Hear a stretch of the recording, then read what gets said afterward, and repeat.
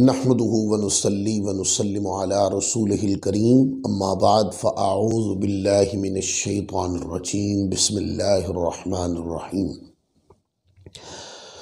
अल्लाह रब्बुल इज़्ज़त का शुक्र है जिसकी तौफ़ीक ने हमें आज फिर दर्स अल अदबुल मुफ़रद के साथ हाज़िर होने की तौफ़ीक दी।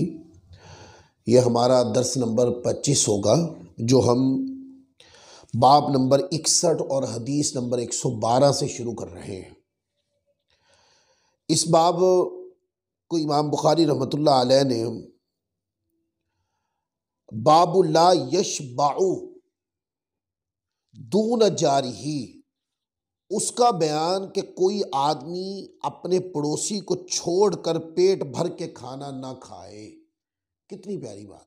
ये सुन्नत नबवी की तरबियत है कि आपको इल्म हो गया है, किसी जरिए से पता चल गया है कि जो आपका पड़ोसी है वो भूखा है, तो फरमाया कि अखलाक और आला शख्सियत की पासदारी ये है कि उसको भूखा न सोने दिया जाए, बल्कि उसका दरवाज़ा खटखटा कर पूछा जाए क्या आपके यहाँ खाने का इंतज़ाम हो सका। बाज़ मरतबा कुछ लोग ऐसे होते हैं कि आप पूछेंगे तो वो बेचारे झिझक की वजह से बताते नहीं। तो ऐसी सूरत में जब आपने खैर ख्वाही का ही इरादा किया है तो बड़ा प्यारा मशवरा है इस पर, ताकि इस सुन्नत पे अमल हो जाए। वो ये अपने घर से खाना पकाएं और बतौर तोहफा दरवाज़ा खटखटा कर उनको पेश किया जाए कि ये हमारी तरफ से तोहफा कबूल फरमाएं। अगर इस तरह खैर ख्वाही करेंगे तो सामने लेने वाला झिझकेगा भी नहीं। बतौर तोहफा चीज़ को कबूल करना बहुत आसान होता है, तो वो कर लेंगे और आप हुजूर अलैहिस्सलाम की इस हदीस पाक पर अमल कर लेंगे और अल्लाह की रहमत से माजूर किए जाए। हदीस है, हज़रत अब्दुल्ला बिन मसाविर से रिवायत है, कहते हैं कि मैंने हज़रत अब्दुल्ला बिन अब्बास रदियल्लाहु ताला अन्हुमा को अब्दुल्ला बिन ज़ुबैर रदियल्लाहु ताला अन्हुमा से बयान करते हुए सुना। यानी अब्दुल्ला बिन ज़ुबैर और अब्दुल्ला बिन उमर, अब्दुल्ला बिन ज़ुबैर और अब्दुल्ला बिन अब्बास रदियल्लाहु ताला अन्हु, ये दोनों बुजुर्ग आपस में ये बात कर रहे थे वो कि हज़रत अब्दुल्ला बिन मसाविर बयान करते हैं कि मैंने इस बात को सुना। और वो बयान क्या कर रहे थे, वो कह रहे थे कि मैंने नबी पाक सल्लल्लाहु अलैहि वसल्लम को फरमाते हुए सुना कि वो शख्स मोमिन कामिल नहीं जो खुद पेट भर कर खाए और उसका पड़ोसी भूखा रहे। उसको ईमान की कामिलियत नसीब नहीं हुई। अगर ईमान कामिल करना चाहते हैं तो फिर क्या है, फिर मामूलाते दीन को अपने अंदर कामिल करना होगा। तस्दीकाते दीन और ज़रूरियात दीन के ऊपर आला तस्दीक करने के बाद, आला अकीदा रखने के बाद अब इस्लाम में दाखिल हुए, ला इलाहा इल्लल्लाह मुहम्मद रसूलुल्लाह पढ़कर इस्लाम में दाखिल होने का रास्ता तो हमने अबूर कर लिया। अब ईमान को कामिल करने का रास्ता ये है कि जो मामूलात दीन है, जो अहकामीन दीन है, जो इबादातें दीनिया है, वो जो दीन की तरबियत है, अब हमने अपने अंदर उसको परवान चढ़ाना है। उन तरबियतों में से एक तरबियत ये है कि अगर पड़ोसी भूखा है तो बंदे को चाहिए जब तक पड़ोसी को खिला ना ले सोए नहीं।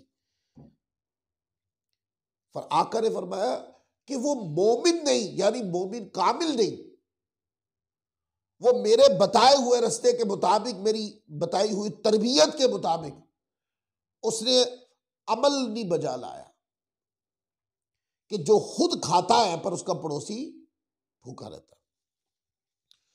इसको इमाम अबू बकर इब्न अबी शैबा ने मुसन्नफ में लिखा, इमाम अबू याला ने इसको लिखा, इमाम हाकिम ने मुस्तदरक अल सहीहैन में लिखा, इमाम तबरानी ने मौजमुल कबीर के अंदर लिखा। आगे बाब नंबर 62 है, बाबू युक्सिरु मा अल मराकी, के शोरबे में पानी ज्यादा डालना, इसका बाब। आगे लिखा फयक़सिमु फिल जीरानी, ताकि पड़ोसियों में तकसीम कर सके। खाना पकाया, इल्म हो गया कि साथ वाला जो पड़ोसी है वो या बेरोजगार हो गए हैं या किसी वजह से उनके अंदर काफी मामलाते जिंदगी तंग हो गए। इन्होंने क्या किया, अपने घर में आला दर्जे का कोरमा बनाकर नहीं खाया, बल्कि उसमें पानी डालकर उसको ज्यादा बना लिया और ज्यादा बनाकर ये कहा कि अब मैं अपने पड़ोसी को भी दूंगा, खुद भी खाऊंगा। इसके ऊपर इमाम बुखारी रहमतुल्लाह अलैह ने बाब बांधा है कि हुजूर अलैहिस्सलाम ने इस अमल की तारीफ फरमाई।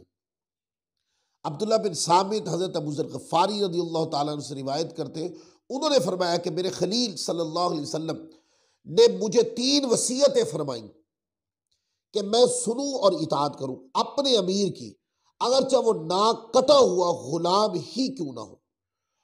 और ये वसीयत फरमाई कि जब तू शोरबा सालन का बनाए तो इसमें पानी ज्यादा डाल, फिर अपने पड़ोसियों के घर वालों को देख और उनको इस शोरबे में से अच्छाई के साथ कुछ शोरबा सालन पहुंचा दे। और तीसरी वसीयत फरमाई, नमाज को अपने वक्त पे पढ़ना। अगर तू इमाम को देखे कि इमाम ने नमाज पढ़ ली है तो तूने अपनी नमाज को महफूज कर लिया, वरना फिर ये इमाम के साथ पढ़ी हुई नमाज तेरे लिए नफिल बन जाएगी। अब कितनी वसीयत है इसके अंदर, लेकिन वो बात फरमाया कि अमीर की इताअत करो, क्योंकि ये मजमून नहीं लेकिन तशरीह कर देता, अमीर की इताअत करो, यानी कि किसी भी मामले के अंदर दीन की तरफ से उमूर दीन पर तुम पर कोई अमीर बना दिया गया, तो जब अमीर बना दिया गया तो फिर ये ना देखो कि वो चाहे काला है या उसकी शख्सियत जो है वो जारी खदो खाल से वो आला नहीं है, नहीं। फरमाया कि जब दीन की तरफ से उसको मुकर्रर कर दिया गया है तो फिर उसकी इताअत बजा लो। और जब तुम घर में सालन बनाओ तो फरमाया कि उसके अंदर जब इल्म हो चुका, अब तौसीही ब्रैकेट के तर्जुमा भी दे रहा हूं, जब इल्म हो चुका कि पड़ोसी भूखा है, पड़ोसी के हालात अच्छे नहीं, पड़ोसी बेरोजगार हो चुका है, पड़ोसी के मामलात जिंदगी तंग हो गए, तो अपने सालन को बढ़ा, उसके अंदर क्या करे, उस सालन के अंदर शोरबा बढ़ा ले, ज्यादा डाल ले और खुद भी खाएं और पड़ोसी तक भी पहुंचाए। यानी मुराद इस हदीस की ये है कि पड़ोसी को खाना दिया जाए। ये जरूरी नहीं है कि उस शोरबे को पानी डाल के ज्यादा करके ही दिया जाए, नहीं। अगर आपके अंदर माल की वुसअत है तो आला दर्जे का बनाकर खुद भी खाएं और पड़ोसी को भी खिलाएं। यानी मौरिद हदीस ये है कि पड़ोसी का ध्यान किया जाए, पड़ोसी का ख्याल रखा जाए, पड़ोसी को खाना खिलाया जाए। ऐसा नहीं होना चाहिए कि खाना खा के खुद तो सो गए पर पड़ोसी भूखा रहा। और अगर किसी भूखे को खाना खिलाकर सोए तो अल्लाह तबारक व तआला अज़्ज़ व जल माल में भी बरकत देगा, उम्र में भी, अहलो याल में भी बरकत देगा। कुछ लोग ये पूछते हैं कि कारोबार में तंगी है, मामलात कमजोर है, कारोबार में बरकत नहीं होती। उन दोस्तों के मैं मशवरा देना चाहूंगा, वो क्या करें, खैर खाई के जज्बात बढ़ा दे, गरीबों को देने की तरफ आए, अपने इर्द गिर्द पहले देखें, जहां रहते हैं वहीं से शुरू करें, गरीब लोगों से।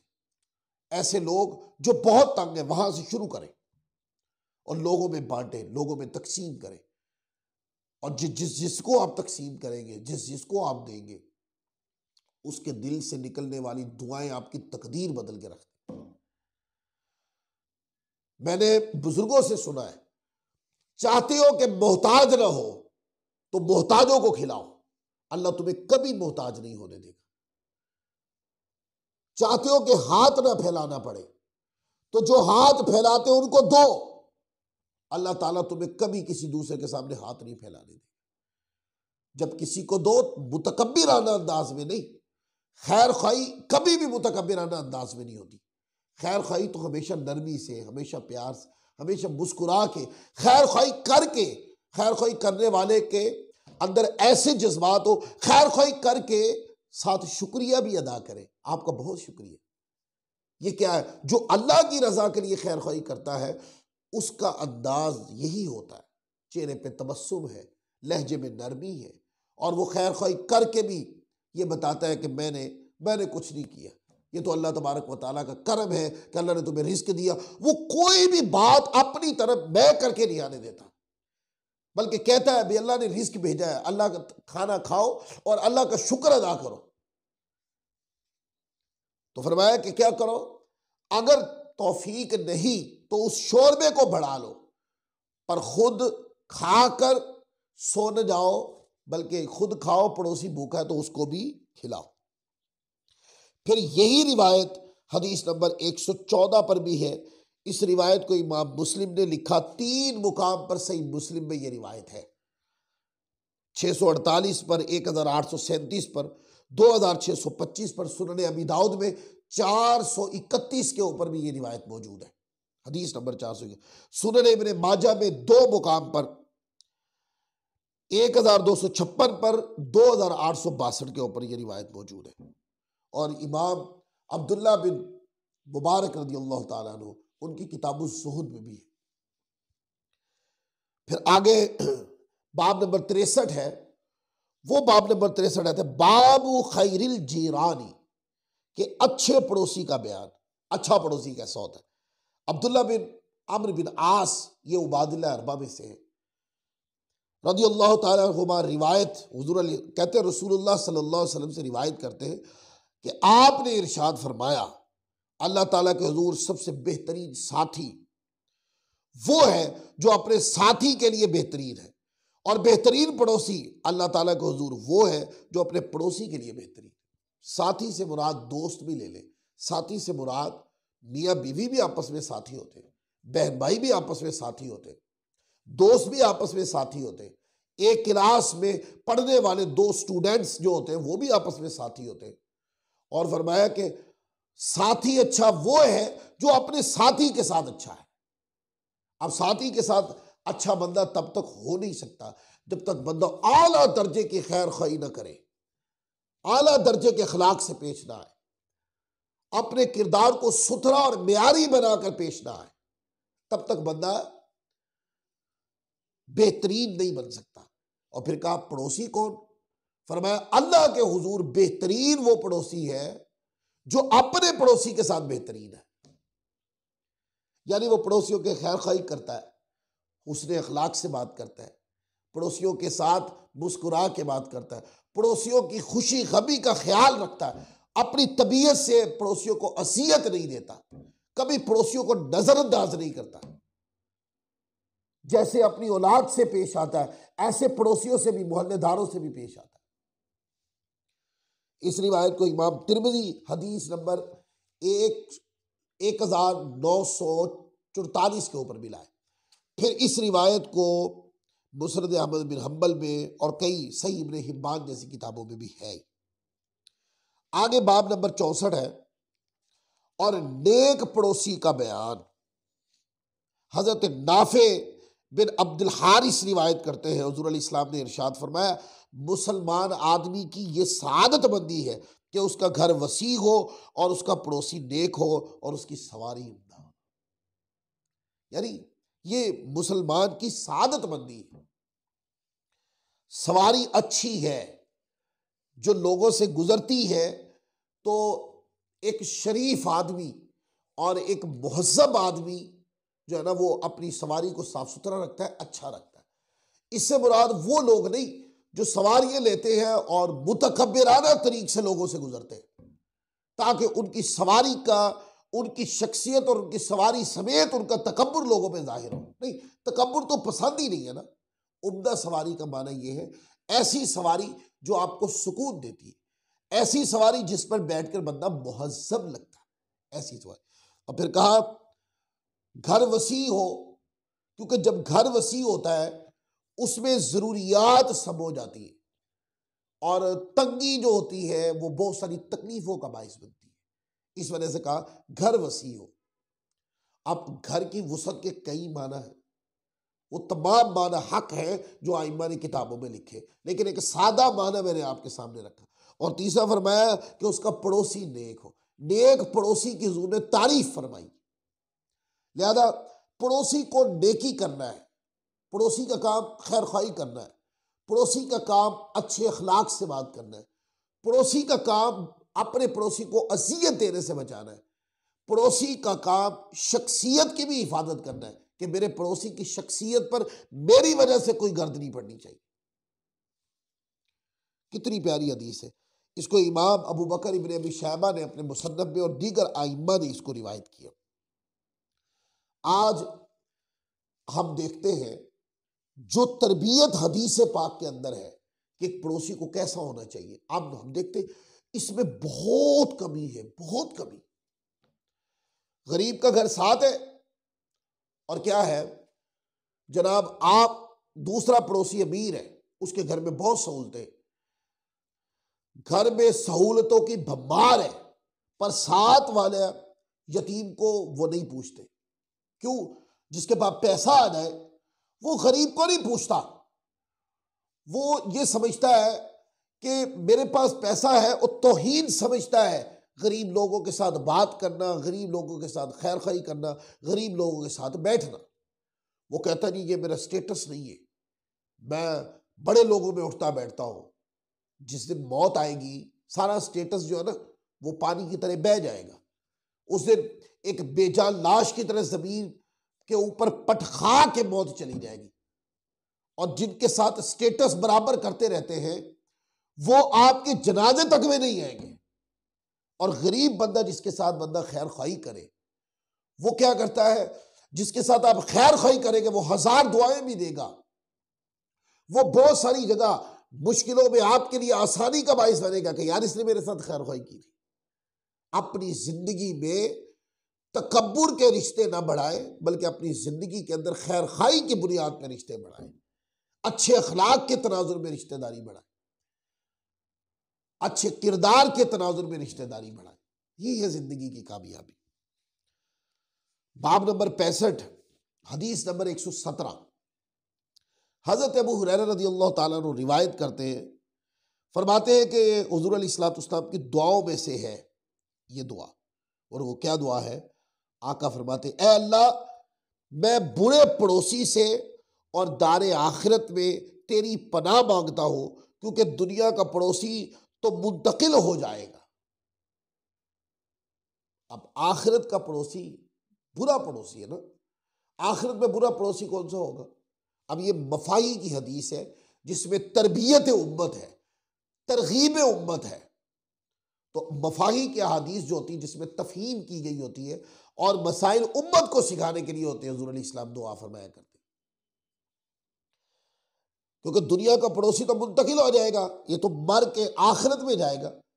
फरमाते हैं मौला मुझे क़यामत वाले दिन बुरे पड़ोसी से महफूज फरमाना, क्योंकि जिसको क़यामत वाले दिन बुरा पड़ोसी मिलेगा, बुरा पड़ोसी दोज़ख में मिलेगा, जन्नत में कोई बुरा नहीं होगा।